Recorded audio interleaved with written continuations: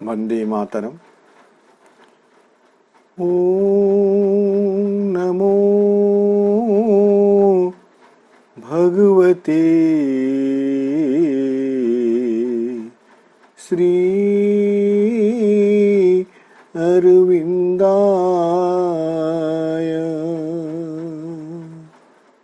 ॐ नमो भगवते श्री अरविंदाय। ॐ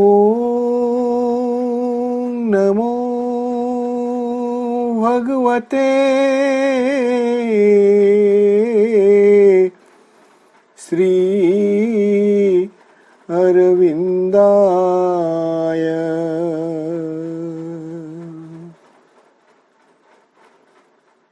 Namami श्रीमत्मीरारविंदो।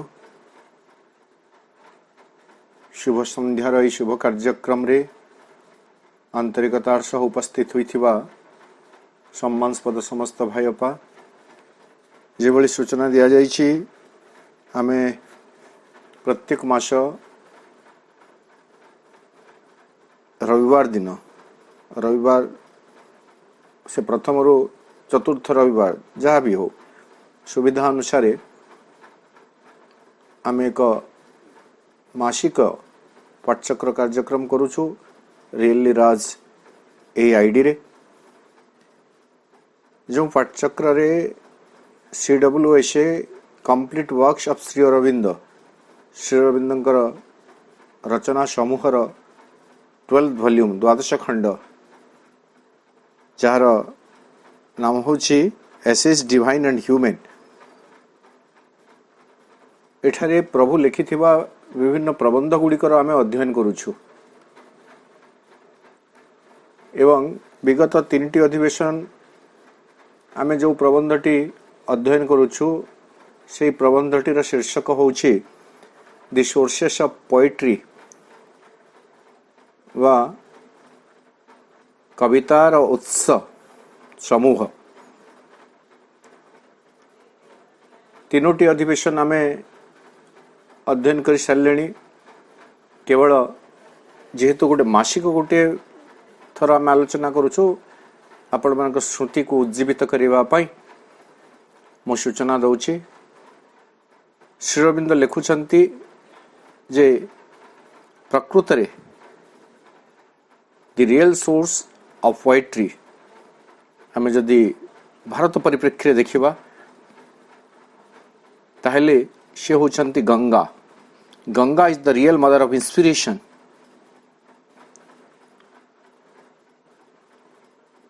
Saraswati is for us the goddess of poetry and her name means the stream or sea who has flowing motion.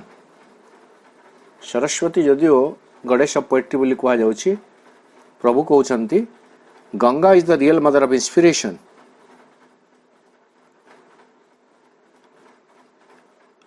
आहरी मध्य कहउछंती एक विशुद्ध कविता, दोषमुक्त कविता, त्रुटिमुक्त कविता लेखा जाई पारे when its source is an inspiration from the intuition, संबोधि आगत प्रेरणारु जेतेबेले कविताटीए रचना करा जाए सेतेबेले ताहा बहुमात्रा रे दोषमुक्त वा त्रुटिमुक्त होई थाए। पुणी आमे आलोचना करुतले जे वेद कथा प्रभु लिखुचंती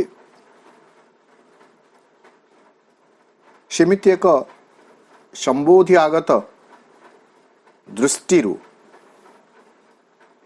वेदर उत्पत्ति होइछि। गत अधिवेशन में आम आलोचना करुले जे कवितार उत्स साहित्यर उत्स सब विशुद्धतम होता है, किंतु जितेबाला ता मानुषी मस्तिष्क दे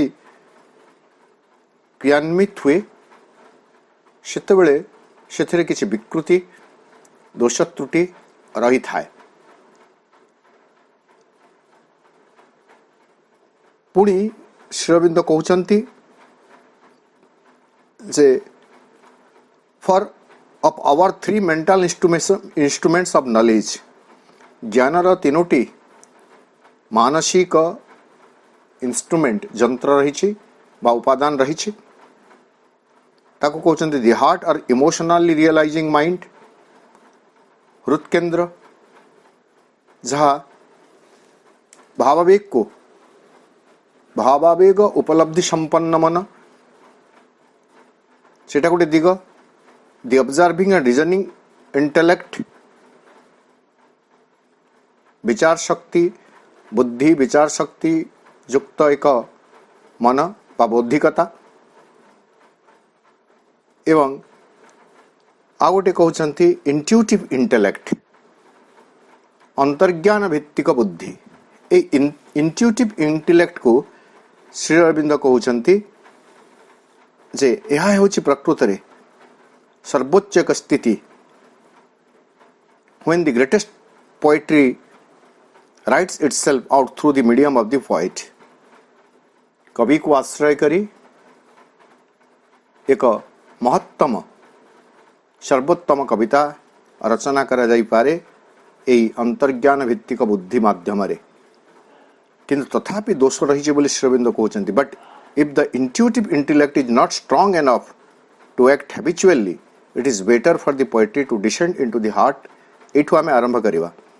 गत थर आम एतिकी जाइथिले एवं ए वाक्यटी बाकी थिला। जो तीनोटी कथा कहले, हार्ट, इंटेलेक्चुअल परस्यूट एवं इंट्यूटिव इंटेलेक्ट, गोटे रीजनिंग इंटेलेक्ट, गोटे इमोशनल इंटेलेक्ट एवं गोटे इंट्यूटिव इंटेलेक्ट। इंट्यूटिव इंटेलेक्ट रे संबोधिगत बौद्धिकता रे एक समृद्ध साहित्य कृति रचना करा जाई पारे, एक शीर्षतम कविता रचना करा जाई पारे। किंतु यह सब बेले समस्तंक पई संभव नुहे। आजिकली आम देखुचु कविंकर संख्या कम नुह, कवितार संख्या कम नुह। गतकाली कौन विश्व कविता दिवस थिला। सब गुड़ाक जे इंट्यूशन संबोधि स्तर रचित होउची ताहा आदौ कहि परिबा नाही। बाकी जो दुईटी उत्स कथा प्रभु कहते, गोटे इमोशनल रियलाइजिंग माइंड एवं आ गोटे हला रीजनिंग इंटेलेक्ट। एई दुईटारु मध्य अनेक किछि लेखा जाउची। एवं आहुरी आगकु जदि आमे जीवा, कोनोसी किछि प्रेरणा न थाई, कोनोसी किछि आवेग न थाई, केवल लेखिबा शौक रे भी अनेक कथा लेखा जाउची। जाओ तेणु श्री अरविंद लिखुचंती, but if the intuitive intellect is not strong enough to act habitually, जदि से अंतर्ज्ञान भित्तिक बुद्धि बा संबोधिगत बुद्धि यथेष्ट शक्तिशाली नुह एवं अभ्यासगत भाव में ता संभव हो पारु नहीं, it is better for the poetry to descend into the heart. ताहले ताठू टिके माने विशुद्धतर हेबो टिके, सेटा होची जदि पोएट्री हृत्केन्द्र को अवतरण करे, हृदय रु जदि कवितार उत्स उद्गम हुए, कवितार उत्स खोजी बाहर करा जाई पारे, ताहले ताहा ठीक ही पारे। And return to the intellect, हृदय रु से इंटेलेक्ट को आसीबो, बौद्धिकता को, रीजनिंग इंटेलेक्ट, जुक्ति संगत विचारधारा को, जुक्ति संगत बौद्धिकता को आसीबो हृदय रु। सफ्यूज्ड एंड कलर्ड विथ पैशन, विस्तृति लाभ करिबो एवं आवेग रंग रे रंजित हेबो। पैशन एंड इमोशन, भाव प्रवणतार रंग रे रंजित हेबो। Then to be formed directly in the observing intellect. एवं ऑब्जर्विंग इंटेलेक्ट बोली गोटे शब्द पुणी श्री अरविंद कहले, ऑब्जर्विंग इंटेलेक्ट निरीक्षणकारी गोटे बौद्धिकता आजिकल निरीक्षण करने अशुद्धि को मार्जन करने सेंसर बोर्ड गुड़ाक रोचे लेखकटे कविटे लिखिदेला नाट्यकारटे लिखिदेला गीतकारटे गीत लिखिदेला आजिकल तो जिते अश्लील कथा आसवा कथा आसी सारे एपरिक सेंसर बोर्ड रे भी ताको परमिशन दे दिया जाउची कहीं केमिति कहा जाई पारु नाही ता पछारे जुक्ति रही द्व्यर्थबोधक कविता गुड़ाक बा संगीत गुड़ाक कविता तो ताको कहबा ना द्व्यर्थबोधक संगीत गुड़ाक किंतु जी यथार्थ एक कवि तार आवेग और भाव प्रवणतार उत्सरित होइथिबा कविता को से प्रत्यक्ष भाव गोटे ऑब्जर्विंग इंटेलेक्ट सामना रे उपस्थापित करिवो जे निरीक्षण करिवो जो बौद्धिकता निरीक्षण करिवो जे कविताटी केते दूर पर्यंत विशुद्ध केते दूर पर्यंत युक्तिसंगत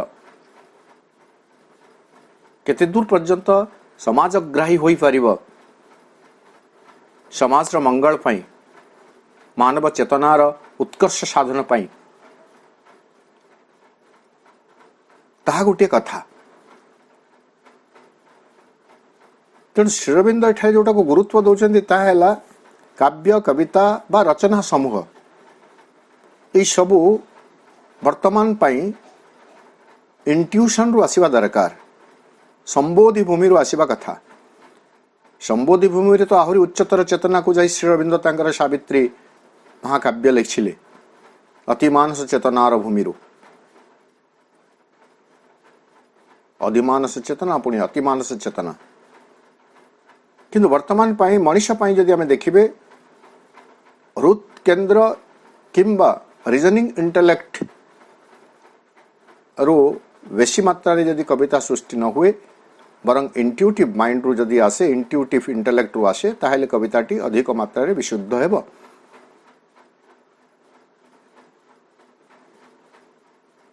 परवर्ती पैराग्राफ रे प्रभु लिखुछंती poetry written from the reasoning intellect पुणी आम देखिए से तीनोटी जो स्तर कथा कहते गोटे कथा कहते इमोशनली रियलाइजिंग माइंड दि हार्ट ताकू कहले दि हार्ट हृद केन्द्र रु आसीबो द्वितीय को कहते रीजनिंग इंटेलेक्ट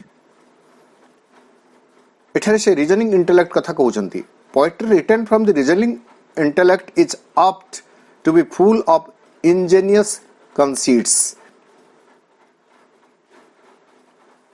युक्ति संगत बौद्धिकतारो लेखा जाइथिबा कविता सकल रे इंजीनियस कंसीट्स बा बहु किछि प्रतिभाशाली गुरुत्वपूर्ण उपमा गुड़ाक सेठारे थाए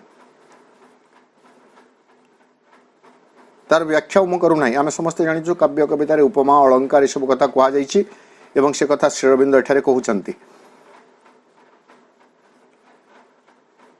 रीजनिंग इंटेलेक्ट रे अनेक गुड़े उपमा थाए कल्पना थाए चातुरी थाए लॉजिक किछि तर्क मध्य थाए आर्गुमेंटेशन किछि युक्तिभित्तिक कथा उपस्थापन करा जाय थाए कविता माध्यम रे रेटोरिकल टर्म्स किछि आलंकारिक उपस्थापन मध्य थाए ऑर्नामेंटल फेंसीज शब्दर गोटे अपूर्व संयोजना थाए शब्द कुशलता थाए इकोस लर्न्ड रीजनिंग इंटेलेक्ट आ गोटे थाए इकोस लर्न्ड जोटा लर्न्ड शिखी सारी छंती पूर्व काव्य कवितार धरंतु रामायण महाभारत वेद उपनिषद तार किछि प्रतिध्वनि काव्य कविता रे देखिबा को मिले एंड इमिटेटिव एवं लर्न्ड एंड इमिटेटिव सेटा दुईटा जग कथा लर्न्ड एंड इमिटेटिव ता मध्य अनुकरण स्तरीय होई थाए पूर्वरु उपलब्ध करिथिबा ज्ञानर प्रतिध्वनि बा अनुकरण ए रीजनिंग इंटेलेक्ट आनी दिए एवं ताकू आधार करी कविता सृष्टि हुए rather than uplifted and transformed. तो रीजनिंग इंटेलेक्ट पाखरे गोटे अपलिफ्टेड गोटे उत्तरण नाही एंड ट्रांसफॉर्म्ड गोटे नव रूपायन नाही। से एक इमिटेशन रही एक इको लर्न्ड शिखिथिबा कथार एक प्रतिध्वनि रही। अनेक समय आम कथा देखा पाऊ नूतनता किसी न थाए केवल शब्द चातुरी थाए अलंकार उपमा थाए एवं यह स्वाभाविक स्वतंत्र भाव नूतन किसी चिंता करिवार सामर्थ्य वर्तमान मनीष भितर प्रकृत एक घोर अभाव रही मनीष भितर केवल इमिटेशन समग्र विश्व एक कथा करुछि आमे भी करुछु वेद रे कहा जाइछि भागवत रे कहा जाइछि कारण ज्ञानर भंडार होछि सेटा से भंडार सब आसी साराणी शब्दकोश रे असंख्य शब्द लक्षाधिक शब्द सृष्टि हो साराणी नुआ शब्दटीए उद्भावन करबा एते सहज कथा नुह तेणु नुआ किछि जोड़ी देवार आ विशेष संभावना नहीं जेतिकी शिखिचु जेतिकी जानिचु सेतिकी हूँ केवल सजई रंग दे अलंकार दे आमे ताको सुशोभित करिवारे लागिछु। This is what is sometimes called classical poetry. तो यही भाव में बहु उपमा अलंकार आलंकारिक शब्द संयोजना गोटे गोटे जगार किसी दुर्बोध्यता साहित्य रही ओडिया साहित्य रही से दिग भीतर को मोर प्रवेश ना देखिए जोटा कथा गुड़ी को सीधा सड़क न कही ताको गोटे माने अति वर्णनात्मक ढंगी कह जाए जोटा को बुझा एत सहज हुए ना तार व्याख्या विशेष ज्ञानर आवश्यकता थाए। तो सही भली सब काव्य कविता को आम क्लासिक पोएट्री बोली कहूँ द विगरस एंड एक्सेलेंट ताहा हूँ गोटे प्रचंड एवं चमत्कार काव्य कविता बट अन इमोशनल किंतु सेठारे भाव प्रवणता टिके कम थाए एंड अन अपलिफ्टेड बा ताहा अपलिफ्टेड ऊर्ध्वाभिमुखी होई न थाए like poetry of Pope and Dryden. एठारे श्रीअरविंद कहते श्रीअरविंद इंग्लैंड पढ़ी तेणु पुणी दुई जन कविंकर उल्लेख एठारे करुछंती जहां विषय रे विशेष तथ्य संग्रह करवा आमर कर्तव्य आमर दायित्व ए गोटे कथा को बुझापी आमको गवेषणा करने को पड़ो समय सापेक्ष एवं जो मैंने पर्टिकुलरली साहित्यर अनुरागी साहित्यर अध्ययन करुछंती से माने कथा को विशेष भाव में ध्यान दे पारिबे कम समय भितर ताको बेसी गुरुत्व दे मु उपस्थापन करि पारु नाही। एठारे श्रीअरविंद दुई जन कविंकर कथा कहउचंती जे पोप बा Alexander Pope and John Dryden ए माने जो लेखा गुड़िक लिखिले ताहाको हुए तो क्लासिकल बोली कहा जाय पारे क्लासिक बोली कहा जाय पारे किंतु सेठारे इमोशन रो अभाव रही एवं it is unlifted unemotional and unlifted बोली कहले। ये कविता सब आसिला कोठी it has its inspiration its truth and value. यही कविता रे भी तार निर्दिष्ट प्रेरणा रही कवितार प्रेरणा रही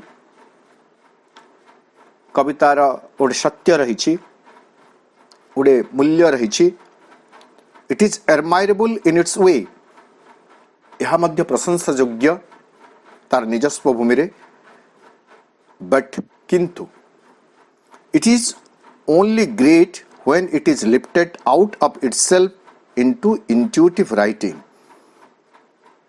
सेतेबेले ही यह ग्रेट हो पारिबो महान हो पारिबो ଯେତେବେଳେ କ'ଣ ହେବ, it is only great when it is lifted out of eat self.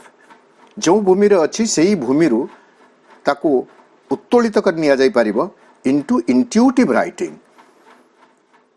ସମ୍ବୋଧି ଚାଳିତ ଲେଖାକୁ ଯେତେବେଳେ ତାହା ଉତ୍ତୋଳିତ କରି ନିଆଯାଇପାରିବ ସେତେବେଳେ ଯାଇକରି ତାହା ଗ୍ରେଟ୍ ହେବ। ଏହି ପରିପ୍ରେକ୍ଷୀରେ ବାରମ୍ବାର ସେଇ ଗୋଟିଏ କଥା ମୁଁ କହିବାକୁ ଚାହୁଁଛି ଆପଣମାନଙ୍କୁ ଯେ ଅତି ସ୍ପଷ୍ଟ ଭାବରେ ଶ୍ରୀ ଅରବିନ୍ଦ ସାବିତ୍ରୀ ମହାକାବ୍ୟରେ କଥାଟିକୁ ଲେଖିଦେଇଛନ୍ତି। ପ୍ରତ୍ୟେକ ଅଧିବେଶନରେ ମୁଁ ତାକୁ ଉପସ୍ଥାପନ କରୁଛି।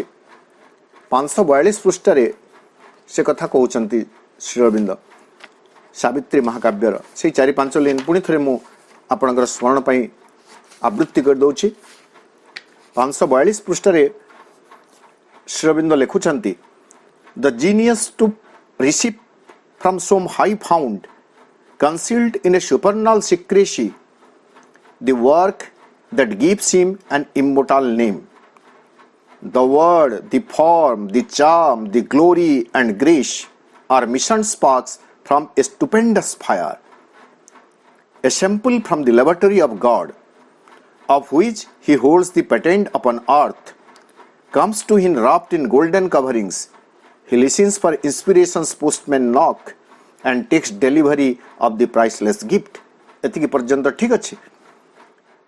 ସେ ଉଚ୍ଚତମ ପ୍ରେରଣାର ସ୍ରୋତରୁ ଯାହା ଆସେ ତାକୁ କବିଟିଏ ଗ୍ରହଣ କରେ। A little spoiled by the receiver mind, କିନ୍ତୁ ଯେତେବେଳେ ତାହା ରିସିଭର ମାଇଣ୍ଡ ଦ୍ୱାରା ଟିକେ ବିକୃତ ହୋଇଯାଏ, or mixed with the manufacture of his brain, ଯେତେବେଳେ ତାର ମସ୍ତିଷ୍କର ଉପାଦାନରେ ତାହା ମିଶ୍ରିତ ହୋଇଯାଏ ସେତେବେଳେ ତାହା ବିକୃତ ହୋଇଯାଏ, ସେ ବିଶୁଦ୍ଧିକୁ ହରାଏ। When least defaced, then is it most divine. ଯେତେବେଳେ ତାହା ଅବିକୃତ ଥାଏ ସେତେବେଳେ ହିଁ ତାହା ଦିବ୍ୟ ହୋଇଥାଏ। ତ ଏଇଭଳି ଭାବରେ ଆମେ ଦେଖିବେ intuition, ଶବ୍ଦ, the word, the inspiration, everything comes from a high level. ପ୍ରକୃତରେ ଏ କଥାଟିକୁ ଆମେ ଏମିତି ବି ବୁଝିବେ, ଯେତେବେଳେ ଭୂପୃଷ୍ଠରେ ବର୍ଷା ଜଳ ପତିତ ହୁଏ ପୃଥିବୀର ବାୟୁମଣ୍ଡଳକୁ ଆସିବା ପର୍ଯ୍ୟନ୍ତ ତାହା ବିଶୁଦ୍ଧ ଜଳକଣାରେ ଥାଏ। ଯେତେବେଳେ ପୃଥିବୀର ବାୟୁମଣ୍ଡଳକୁ ଆସେ ପୃଥିବୀର ଧୂଳିକଣା ତାକୁ କିଛି ମାତ୍ରାରେ ପ୍ରଦୂଷିତ କରେ ଏବଂ ଶେଷରେ ଯେତେବେଳେ ତାହା ମାଟିରେ ପଡ଼େ ସେତେବେଳେ ତାହା କାଦୁଅ ଯୁକ୍ତ ହୋଇଯାଏ, ପଙ୍କିଳ ହୋଇଯାଏ, କର୍ଦ୍ଦମ ଯୁକ୍ତ ହୋଇଯାଏ, ପାଣି କାଦୁଅ ଦେଖାଯାଏ, କାଦୁଅ ପାଣି ଅଶୁଦ୍ଧ ହୋଇଯାଏ।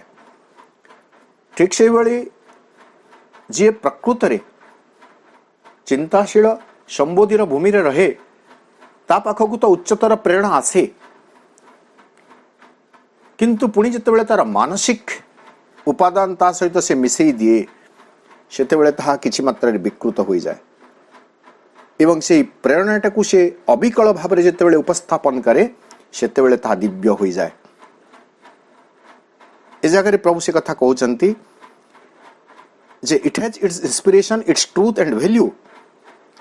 ପ୍ରଶଂସନୀୟ ମଧ୍ୟ ତାହା, କିନ୍ତୁ ଯେତେବେଳେ ଇଣ୍ଟ୍ୟୁଟିଭ୍ ରାଇଟିଂକୁ ଆସେ or else invaded by the heart, କିଛି ମାତ୍ରାରେ ଯଦି ତାହା ମଧ୍ୟ ହୃତ୍କେନ୍ଦ୍ରରୁ ଆସେ ତାହେଲେ ତାହା ଏକ ଉଚ୍ଚସ୍ତରୀୟ କବିତା ହୋଇପାରିବ। For everything that needs fire rather than light, driving force rather than clearness, enthusiasm rather than correctness, the heart is obviously the more potent instrument. केवल आलोक नुह, एक अग्नि। आलोक एवं अग्नि भितर पार्थक्य कौन आसीपे? एमती भाव में जब आम देखिए अग्नि पाखरे दुईटी कथा रही, आलोक पाखरे से दुईटी कथा ना। आलोक केवल आलोकित करे, अग्नि पाखरे उत्ताप भी थाए, आलोक मध्य थाए। So there must be a fire in the heart, a fire burning in the heart to receive the intuition. संबोधि को ग्रहण करि परिवार एक अग्नि हृत्केन्द्र में प्रज्वलित होता दरकार। Driving force rather than clearness, केवल स्पष्टता नुह गोटे ड्राइविंग फोर्स परिचालित कर नौथुवा एक शक्ति आहरी कहले एंथुसियाज्म रेदर देन करेक्टनेस केवल सठिकता नुह एक एंथुसियाज्म एक प्रचंड उत्साह मध्य रही दरकार प्रबल आग्रह मध्य रही दरकार तो सही परिप्रेक्षी देखिले श्री अरविंद कहते the heart is obviously the more potent instrument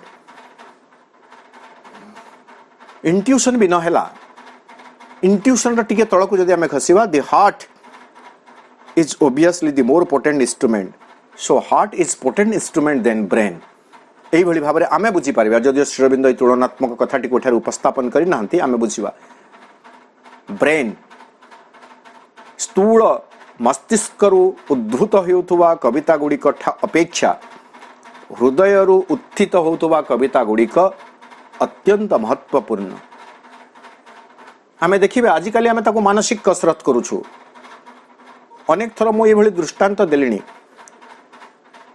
Bhim बोही जेतेबेले उच्चारण करूछंती प्राणींकार दुख अप्रमित देखू देखू केबा सहु मो जीवन पछे नरके पड़ी थाऊ जगत उद्धार हो यह से मस्तिष्क तैयारी करिथिबे ना हृदय उत्सरित होइथिबो वर्तमान हृदय उत्सरित से कविता को वर्तमान आमे मस्तिष्क विश्लेषण करूछु स्वामी विवेकानंद जेतेबेले शिकागो कॉन्फ्रेंस रे कहिथिबे my brothers and sisters of America सेटा मस्तिष्क रु बाहरी थिबो ना हृदय उच्चारित एक संबोधन होइथिबो किंतु आज आमे ताकू केवल एक औपचारिकता एक फॉर्मालिटीज भाव में व्यवहार करूचे सभा समिति रे भद्रमंडली भाई भौणी माने भितर से आंतरिकता नहीं केवल ताहा एक शब्द भाव में आम पाखे रही जाइछि शब्दर भाव आम निकट को पहुंची पारि नाही तेणु केवल शब्दर संयोजना कविता होई न पारे केवल शब्दर संयोजना जदि ता भितर भाव संयुक्त होई नाही जदि शब्द गुड़िक भाववर्जित भावरहित एवं भावटी कौन सी प्रशंसा पुरस्कार उद्देश्य रहू नथिबो भावटी स्वभाव उत्सरित होथुबो स्वभाव निश्रुत भाव ता सहित शब्द ताहले ताहा एक श्रेष्ठ कविता हेबो The heart is obviously the more potent instrument. मस्तिष्क ठारू अधिक शक्तिशाली एक यंत्र हेउची किए हृदय. Now poetry to be great must have either enthusiasm or ecstasy. वर्तमान कविता टीए एक श्रेष्ठ कविता हेबाकू जदि आमे चाहूँ कविता टीए जदि महान कविता हो बोली आमे चाहूछु ताहले ता भितरे एई कथाटी रही दरकार एंथुसियाज्म प्रबलाग्रह प्रचंड उत्साह और एक्सटासी एक उल्लास आनंदमयता व्यक्ति जितेबाला आनंदमय चेतना थिबो एवं से आनंद उत्साह सहित जोड़ी थिबो सेतेबेले तार कविता श्रेष्ठ कविता हेबो सेतेबेले हुए तो गंगाधर मेर भली कवि कही दे पारिबे विश्व देख मधुमय सेतेबेले जई कविटीए समग्र विश्व को मधुमय रूप में देखि पारिबो जो समय गंगाधर मेर कविता लिखुचंती सेतेबेले भी कल कारखाना बहु मात्रा प्रतिष्ठित हो सारी कल कारखाना निर्गत धुआं आकाश को कलुषित कर सारी किंतु तथापि एक अंतर्चेतना जितेबेले विश्व को देखुछि सेतेबेले विश्वटी मधुमय देखा जाउछि यह होछि संबोधि स्तर एक भावना संबोधि स्तर एक परिप्रकाश तेणु कविता सेतेबेले श्रेष्ठ हेबो जेतेबेले सेथिरे थिबो एक enthusiasm A enthusiasm is not मियर physical enthusiasm एक स्थूल भौतिक प्रबलाग्रह न एक आंतरिक एंथुसियाज्म आंतरिक उत्साह एवं आंतरिक उल्लास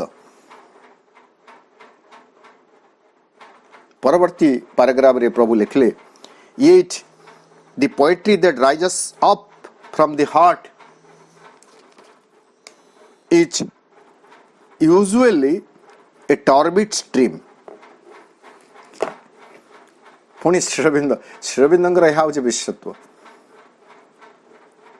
आम देखिए जो तीनोटी भूमि कथा कहले, गोटे है हार्ट रियलाइजिंग हार्ट और रियलाइजिंग माइंड कथा कहले, emotionally realising mind, observing and reasoning intellect एवं द इंट्यूटिव इंटेलेक्ट।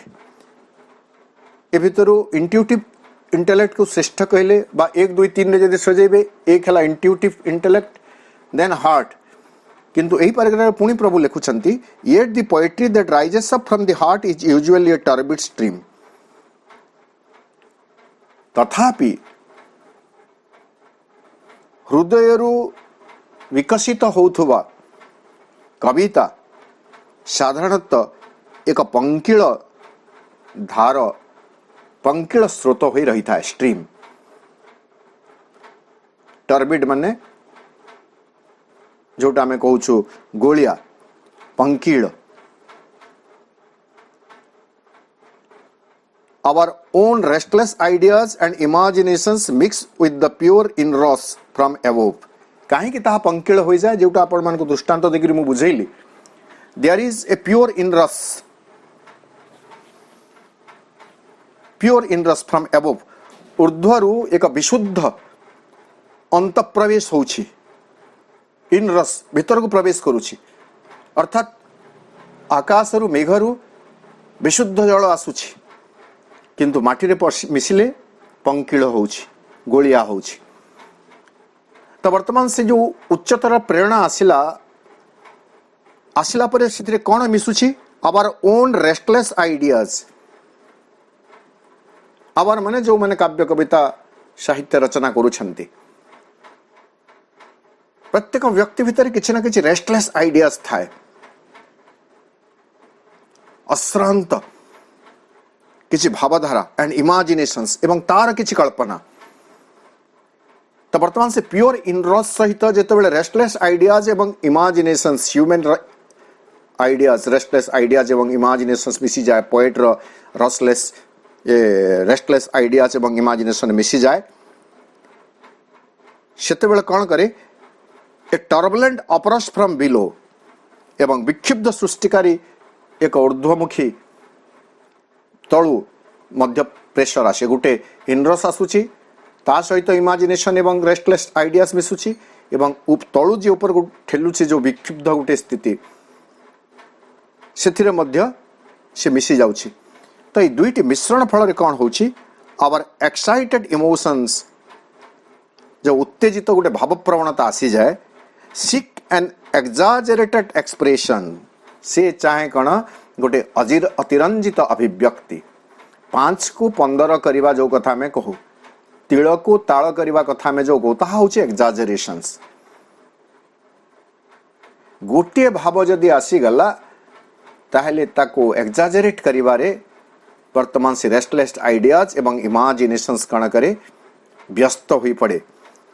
तेणु ऊर्ध्वरु जो अवतरण घटी थाए, प्योर इन रस, विशुद्ध जो चेतनार अवतरण घटी थाए, ताहा अशुद्ध हो जाए। तेणु श्रीरबिंद कहले जे हृदय उत्सरित कविता मध्य गोटे समय रे गोटे टर्बिड स्ट्रीम रे परिणत हुए, गोटे गोलिया धार रे परिणत हो जाए, गोटे गोलिया स्रोत रे परिणत हो जाए। Our excited emotions seek an exaggerated expression. केवल सेतिकी नुहे, our aesthetic habits and predilections busy themselves to demand satisfaction greatly beyond their due.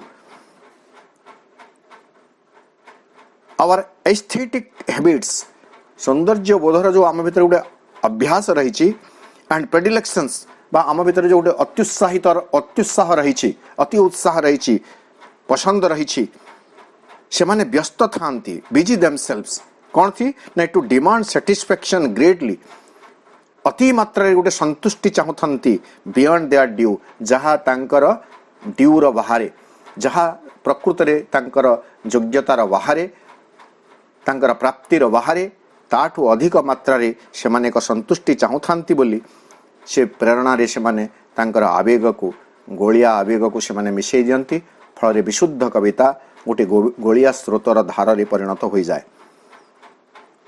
Such poetry may be inspired, but it is not always suitable or inevitable. एभली कविता गुड़िक may be inspired गोटे inspiration रो गोटे आबे माने प्रेरणा रो आसी Thai पारे बा हमको इंस्पायर्ड करी पारे, प्रेरणा प्रदीप्त करी पारे, प्रेरित करी पारे, किंतु but it is not always suitable, यह सब बेले ठीक नुह और इनएविटेबल अनिवार्य नुह। There is often a double inspiration, प्रायतः द्विविध इंस्पिरेशन था, द्विविध इंस्पिरेशन प्रेरणा, the higher or ecstatic and the lower or emotional, एक उच्चतर एवं एक निम्नतर, and the lower disturbs and drags down the higher. किंतु असुविधा कोठी हुए, इंस्पिरेशन तो दुईटू स्रोत रु आसे, दुईटी उत्स रु आसे, गोटे उच्चतर रु आसे, गोटे निम्नतर भूमि रु आसे, किंतु निम्नतर कथा लोअर भूमिटा कौन करे, ए ड्रग्स टाणी आने, ओटारी आने एवं डिस्टर्ब विशृंखलित कर दिए कहा को, द हायर उच्चतर को।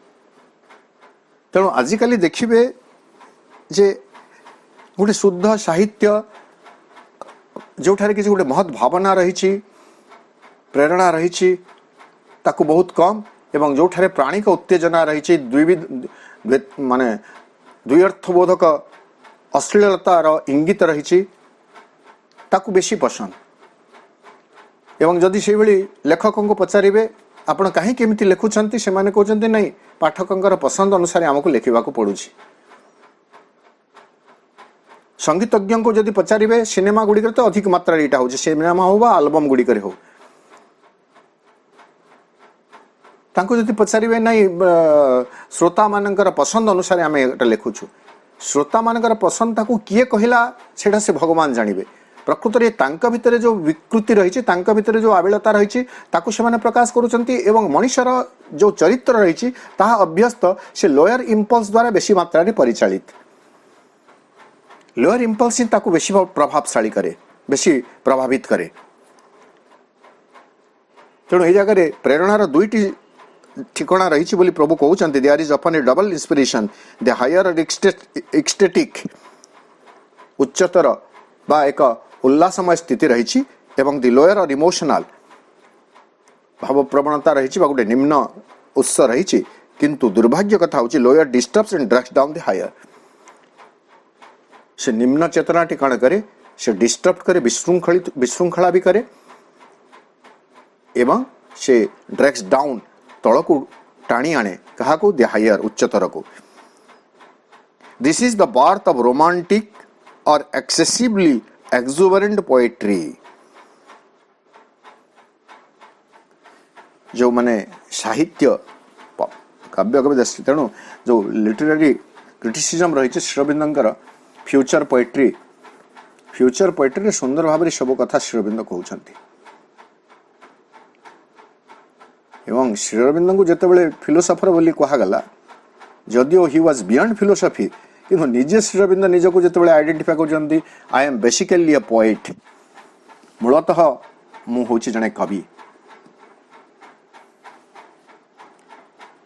तेणु एठारे आमको सचेतन करदेले, this is the birth of romantic और एक्सेसिवली एक्सुबरेंट पोएट्री। यही जगह जो लोअर इमोशनल जोटा आसला सेठू जो प्रेम कविता रोमांटिक को आम प्रेम कविता कहवा बा आम जदि कहे रोमांच प्राणिक रोमांच सृष्टि करुवा कविता गुड़िकर बा एक्सेसिवली अति मात्रा रे अनावश्यक बा अति मात्रा रे उल्लसित प्रफुल्ल चित्तर कविता गुड़िक सेठू आसला। आमको भी सेटा लगुच कौन सी एक शास्त्रीय संगीत उपर आधारित भजन शुणिले आम जते भावमग्न हो पारना, कौन सी अश्लील संगीत उच्च शब्द ध्वनि रे जेतेबेले परिवेशित होउची आमे नाची उठुछु, प्राणिक आवेग द्वारा आमे परिचालित होउछु। टू रीच इन एक्सप्रेशन एई भली कविता गुडी का romantic and excessively exuberant poetry जो कहला, एक्सुबरेंट अर्थ प्रफुल्ल हेबा, उल्लसित हेबा, अति मात्रा उल्लसित हेबा। इटा टू रिच इन एक्सप्रेशन अभिव्यक्त रे बहुत समृद्ध, इटा टू एबंडेंट अति मात्रा रे यहाँ भितर प्राचुर्य रही, एंड रेडंडांट यहाँ मध्य होची अनावश्यक अदरकारी इन सब्सटेंस, यहाँ भितर उपादान किछि नाही, प्रचंडता रही, गोड़ स्थिर रहू नाही, बारंबार पार्टी बारंबार श्रुति से गीत को आवृत्ति करुछि, से कविता को आवृत्ति करुछि, किंतु ता भितरे रिडंडेंट इन सब्सटेंस उपादान रे रही गोटे दरिद्रता, उपादान रे रही गोटे रिक्तता, अनावश्यक अदरकारी एक उपादान ता भितर रही, ताहा व्यक्ति चेतना को उच्चतर भूमि को उत्तोलित करि नै पारिबो नाही। आ दुईटी वाक्य पर गोटे पैराग्राफ सरी जीवो, तेणु आम धैर्य सहित ये पैराग्राफ टी को सारिबा। Poetry coming straight from the right centres may be bare, ये जगह श्री अरविंद विशुद्ध कवितार कथा कहउचंती। Poetry coming straight from the right centres, sorry, the best poetry coming straight from the right centers may be bare and strong. यथार्थ केंद्र गुड़िकरू, यथार्थ उत्सरू जो बेस्ट पोएट्री सर्वोत्तम कविता गुड़िक आसीथिबो मे बी बेयर, सेथिरे कोनसी किछि आलंकारिकता, शब्द सज्जा, शब्द संयोजना, उच्चांग एमिति किछि नथिबो, बेयर अति सिंपल थिबो, एंड स्ट्रांग किंतु ताहा शक्तिशाली थिबो, अनएडोन्ड ताहा एकदम साधारण अलंकारहीन कोनसी प्रकार सेथिरे नथिबो, एंड लोफ्टी किंतु ताहा समुच्च होइथिबो, or it may be rich and splendid ताहा मध्य रिच समृद्ध एवं चमत्कार होइथिबो, it may be at will romantic or classical, यह से प्रेम कविता हो वा शाश्वत कविता हो, but it will always be field to be the right thing for its purpose, किंतु ताहा right thing सब बेले ताहा अनुभूत होथुव उद्देश्य, यथार्थ उद्देश्य को साधित करिवा पाई। It is always nobly or rapturously inevitable, nobly महत् भावरे एवं उल्लास, rapturously उल्लासमयतारे यह अपरिहार्य हुए। जेमिति आमे क्लासिकल कथा कहिबे, श्रीमद् भागवत हला, श्रीमद् रामायण हला, एई सब साहित्य रे से प्रेम रही, प्रेम वर्णना रही, सावित्री रे तो चमत्कार वर्णना रही प्रेमर, किंतु ता भीतर रही एक शाश्वतता, एक पवित्रता, एक सम्मान बोध।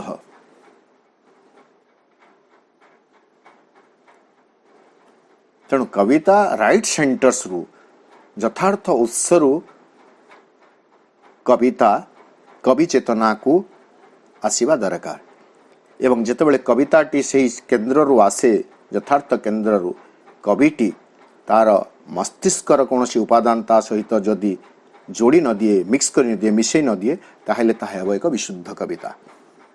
एथिपाई एक साधना दरकार। कविटीए हेबा जोगीटीए हेबा ठारू बहुत किछि मात्रा रे कम नुह, जोगीटीए कवि हेई पारे, तेणु कविटीए जोगी हेबा मध्य दरकार। से प्रेरणा सहित युक्त होई रहिबा दरकार। आज अध्ययन को आम ये रखा। यही कवि यही प्रबंधटीर आहरी 6-7टी पाराग्राफ रही, आम पर्यायक्रमे ताकू अध्ययन करवा। आज कार्यक्रम रे आग्रह सहित योगदान करिथिबा सम्मानस्पद समस्त भाई बापा को सश्रद्ध प्रणाम और धन्यवाद ज्ञापन करुछि। मां श्री अरविंद निकट रे कृतज्ञता ज्ञापन करी रहउछि।